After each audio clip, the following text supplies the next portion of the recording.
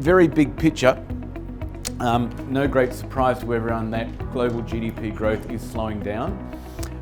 The key point for me though is that it is slowing down, but it still feels much more like the slowdown scares that we saw in 2012 and 2015 than anything more pernicious.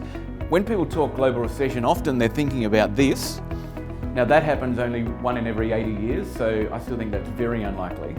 But a more normal global recession is when year-ended growth slows to about 1%. So the main point I want to leave you with is that we're still a long way from that. There's a bunch of things that could happen that could get us there. But at the moment, the latest observation we have is for Q2, and global growth in annualised terms in Q2 looks like it's about 2.25%. So it's 0.5% below average. There are things happening that mean that it will slow in the second half of the year, I think. But you'd need something else to happen, I think, to have a global recession.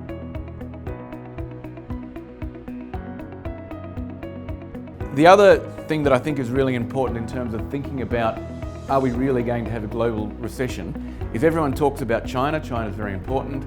Some people even still talk about Europe, although I'm not really sure why. The chart on the left-hand side, I think, shows really clearly that it's the US that still drives the global cycle.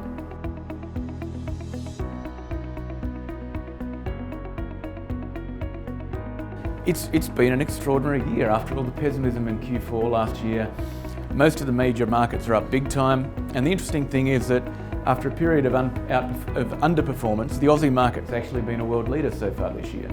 So it is interesting that in December last year, everyone thought the world was ending. And of course, if you traded that, you've lost a lot of money. And if you look at what's actually happened over the whole bull market, the problem with this is that absolutely nothing's happened. In that you can see, this is a total return index, but you can see that the US is basically on the trend that it's been on for the whole bull market. And Australia, in fact, has finally hit the lights out and has actually moved well above the trend. So you read in the paper today all the risk of things overshooting to the downside. Equities are still pretty highly priced. If I'm right, and this is just a short-term adjustment again, the odds are that equities are actually higher than they are now in 12 months' time.